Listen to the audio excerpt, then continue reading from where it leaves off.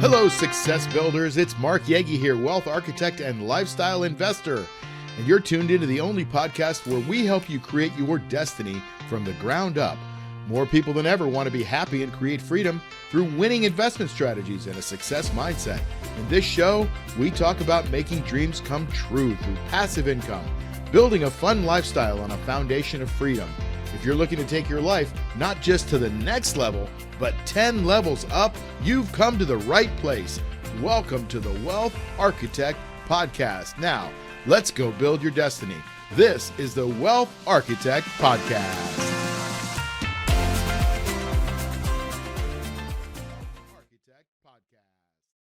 Hey everybody, welcome to the Wealth Architect Podcast. I'm excited you're here. And I unfortunately think this is a really cool topic, but I don't enjoy talking about it that much because I think it's an unfortunate topic, right? But it's a topic that we need to learn about. And that is the topic of inflation. So inflation is simply when things go up in price. Actually, if you really want to reframe it and do it the right way, you have to look at it as when the dollar loses value, right? When the medium of exchange, the denominator, actually goes down in value, prices seemingly go up. And so right now, the federal government is printing money, right? They're not printing it anymore as like they used to, just printing out dollars and $100 bills. What they're doing is they're adding zeros to the Fed's balance sheet and spreading money out to the economy. And so it's when you have too much of something, it's worth less, right? Like 1 rose is nice, 12 roses is really nice, but 1,000 roses, like it's not as nice. So the value of that 1,000th rose goes down, right? You don't need to buy that extra rose. You're not going to want to spend the same amount of money that you spent on the first rose. So that's a value thing. And so therefore, inflation contrarily goes up, right? And things go up in value. So I'll give you an idea. Before I give you the idea, though, I will tell you, yesterday, the Fed came out and said, or the reports came out, and the CPI was reported at 7%, the Consumer Price Index. Now, I don't believe that, but that's a government figure that's created and changed over time to suit the government and its political purposes. But nonetheless, they're supposed to take a basket of goods and compare it to a basket of goods from last year and the year before. They always change what's in the basket of goods, so I don't really see how it's that relevant. So I could just tell you that we all have our own basket of goods. When you start to analyze what's in the basket of goods, the cost of living, right? What's our real cost of living? You start to get a sense that what the government is telling us is the cost of living and what we're really experiencing of the cost of living is not quite matching up.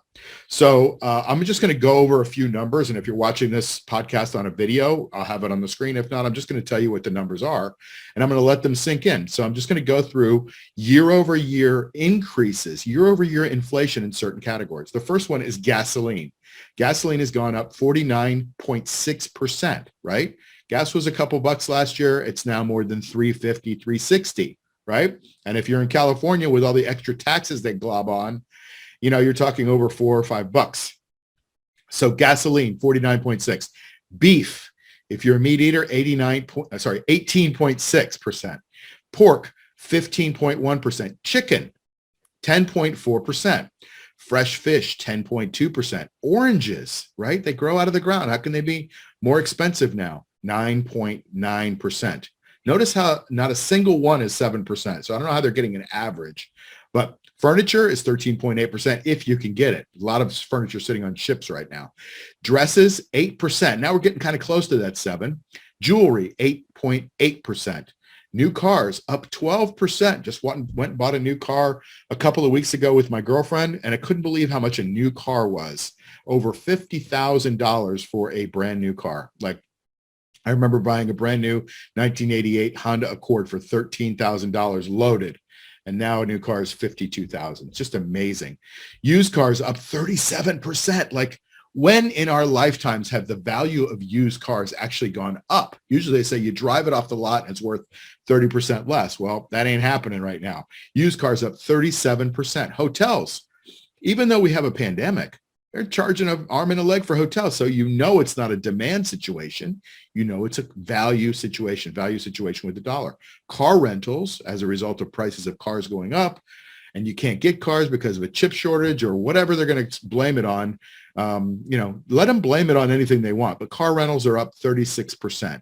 What they're not going to blame it on is themselves. The fact that we're printing money, we're creating these Green New Deals and these Build Back Betters and all these crazy programs that are not productive. Because anytime you give the government money, they can't spend it as effectively as the private sector can spend it. Right? They just can't. They've never been able to. They've never proven to be efficient, and it won't work. Right?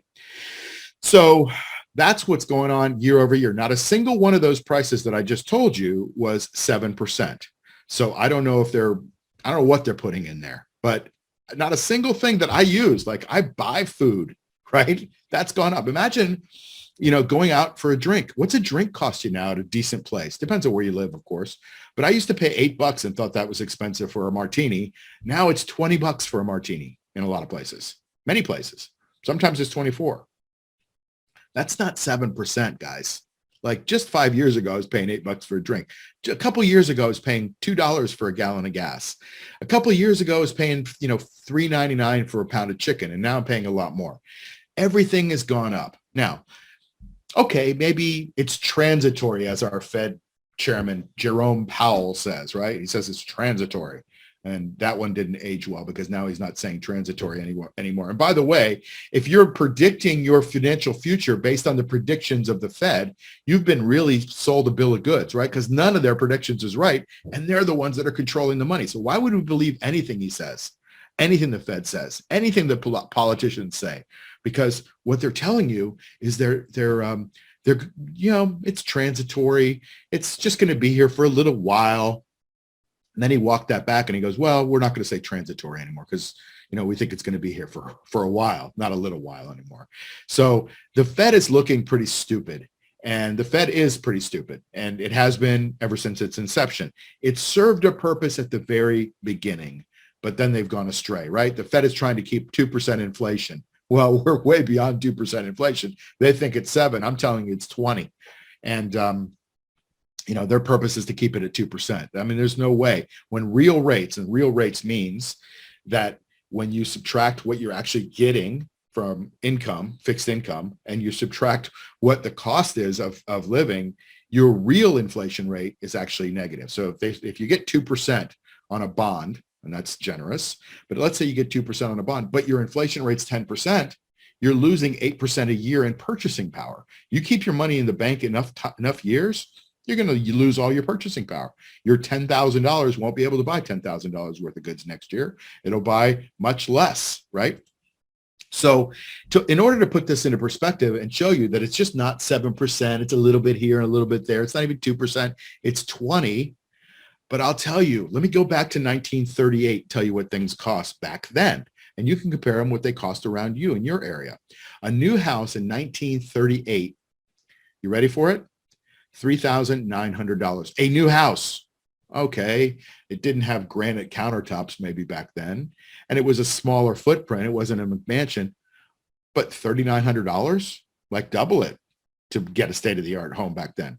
You're still talking about $7,800. How much was the average income back then in 1938?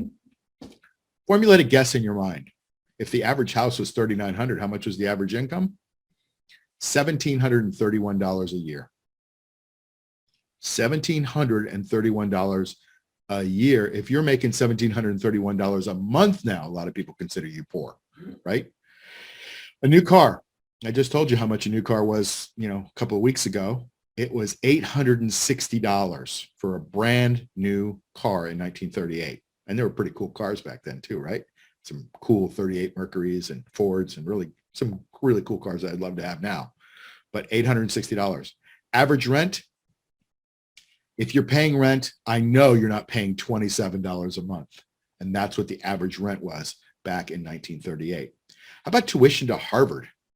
Tuition to Harvard in 1938, you know what it is now? It's like $40,000 a year, something like that. Tuition to Harvard, $420 a year. A movie ticket, 25 cents. Gasoline, 10 cents a gallon. You think that's 7% increase in, that many years? A U.S. postage stamp back then was 3 cents. Today, you know what it is. It's 55 cents or something like that. How about let's talk about food? Sugar, For 10 pounds of sugar, now you go buy a pound or two. For 10 pounds of sugar, it's 59 cents. For vitamin D, milk, a gallon of milk is 50 cents a gallon. Ground coffee, 39 cents per pound in 1938. Bacon, 32 cents per pound. It's $10 a pound now, guys. And eggs, 18 cents a dozen. Now eggs, you'd be lucky to find them under $2. They're usually more like 3 or 4. And so you could see that there's been an incredible devaluation, a debasement of our currency. And we've sat here and watched it happen, because it's like the boiling frog analogy, right? If you put a frog in boiling water, he jumps right out. But if you put the frog in cool water and then you put it on the stove and you turn it up slowly, he'll boil himself to death because he doesn't know when to jump out. We're like the same way. We let them do this. We let them print the money, debase the currency, give us freebies. Oh, we're going to get some money for sitting at home during the pandemic. We're going to get some special things for having kids. We're going to get some special money for this, for that. And while we look at our own interests, what's happening around us is just crumbling, right? Inflation is a tax on the poor, and they wonder why the rich and the poor have a bigger and bigger divide. It's because of inflation, because the poor don't have money to put into assets to hedge inflation. The poor don't buy stocks. The poor don't buy homes. They rent them, right? So they don't have a hedge against this debasement of our currency. But rich people, or even people that are just slightly affluent, have enough extra money to say, you know what, I need to invest for my future. They put money in stocks. Stocks track the rate of inflation over time, roughly, right? So if you're in stocks, you're keeping ahead of inflation, or you're staying even with it, or you're certainly, doing better than the person that doesn't have anything in there and just lives hand to mouth. And so it's the government who is creating all of these problems, this divide. It's not the supply chain issues. It's not that we don't tax the rich enough. It's that we just print money because we give people free stuff, right? Or we think we can do it better as a government than they can in the private sector. And that just kills our economy. So I have a chart up here if you're watching this podcast on a video, but bottom line, I'll walk you through it. This is from 1800 until 2020, roughly, right? It's the buying power of $1 over time. And it starts out at $1 and it goes up a little bit, and then it goes down to 60%. And then it goes back up to $1.60, the buying power of $1 over time from 1800 till now, to 2022, I guess. And then it'll drop to 80 cents, and then it shoots back up. Now, during this period of time, it was going up and down. The ups were because we were on the gold standard. For every dollar that we had, you could go get some gold for that dollar when you went to the bank, or you could get some silver when you went to the bank. In 1971, that all changed, and we no longer backed up our dollar with gold, right? We went off the gold standard in 1971. And since then, there's nothing backing up our dollar. It's just air, right? So people go, oh, well, Bitcoin is such a bad investment because nothing's backing it up. Well, there ain't nothing backing up the US dollar either, except the fact that there's a big government with big bombs, right? That, we say that we stand behind the dollar, and the whole world uses it for right now. It's changing. So I'll keep going. So in about 1900, the dollar was worth maybe $1.40, right? That's your buying power of $1. It went up. It's pretty cool. That was the last time it really went up. It's been going down since about the turn of 1900 century, right? 20th century. And it's just been going down. It got down in 1919 to 60 cents, upticked a little bit back up near the dollar. And then after the Depression, it's done nothing but go down. And if you look, you can't even tell how close it is to zero, but it's worth about 2 cents. In other words, the dollar has lost, I don't know, depends on the study, but according to this thing, about 98% of its value since 1800. It's lost 98% of its value. Crazy, right? So the question is, where does the inflation actually come from? If you look at it from that period of time, where is our inflation coming from? You hear Jerome Powell, you hear the government figures tell you that it's 7%. In food and beverages, the average inflation since 1800 has been 3.9% a year. Now that's a year. Now think about that. That's inflation that's compounded on itself. So the numbers, when you really look at them, are staggering. Now, let's see if you can get your brain around this. Food and beverages since 1800s, the inflation rate has been 492,820%. That's how much food and beverages have gone up, because there's a compound effect of inflation, right? 3.9% of this year on top of 3.9% of next year, and it starts to compound. So it's 492,000%. How about housing? Well, the average inflation rate for housing is 4%, 4.18 actually. But total inflation over that period of time, 883,000% for a place to live, right? In other words, it was when the dollar was worth $1 in 1800, today it's worth 88.31 for every dollar to buy that same house. Apparel, about 2%. And the inflation rate on apparel is pretty modest, 7,307%. Transportation, 3% average, but 133,000% inflation in transportation. And that's with all the technological advances. Medical care, you're going to freak out on this one, right? Medical care has averaged 4.69% inflation for more than 200 years. Okay. But when you accumulate it and compound it, it's 2,622,915% for medical care.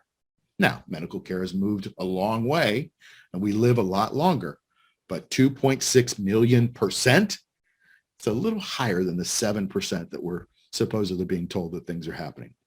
Okay. Education, about a 2% or 1.84% average inflation rate, but 5,600% to be educated. And other goods and services, I don't know what they put in other goods and services, but the average inflation rate on that is about 5%. But the total inflation percent on other goods and services, get ready, it's 4.5 million%. 4.5 million%. Now imagine if you got that kind of a return for that many years, right? Well, you would, first of all, you would hedge inflation. You wouldn't get ahead of it, but you would have, if you invested $1 in 1800, you'd have, $4,568,000 in today's money. That's what $1 would have bought you back then. Is this starting to make sense? Are we starting to realize that what we're being told it's not conducive to our well-being? And now the government is doing much, much more of this. And it's accelerating the pace at which they're debasing the currency. Why? Why is that? Well, they're using something called MMT, modern monetary theory. And modern monetary theory just says, it doesn't really matter what the dollar's worth. Just keep printing more of it. We need more dollars. We need to give people more dollars. We need to buy their votes, give them free stuff. If we give them free stuff, they vote for us. So let's keep ourselves in office. So we'll give them free money, keep them quiet so they don't have a revolution. And then they'll vote for us and we'll just keep staying in power and we'll be able to be corrupt, because I think there's a lot of corruption in government, people, getting money under the table. That happens at the end of societies. Is the people at the top that are running things all get richer, and then at the expense of the people that are at the bottom. And I think that's happening. And I think we've got lots of reports that we see that it's happening, but that's beyond the scope of what we're talking about. The bottom line is that the government is in the business of staying in the business of creating happiness among people. But people just think they're happy. They're just temporarily happy. But I can tell you, when your gas goes up 50% and you want to take a vacation with your family, and that last year was like the money you saved up, and now you don't have as much money to be able to spend for gasoline and hotels and food, you're not going to be able to take that vacation with your family. It comes back to bite you another way. And that's what's happening to the government right now. And it's going to get worse, guys.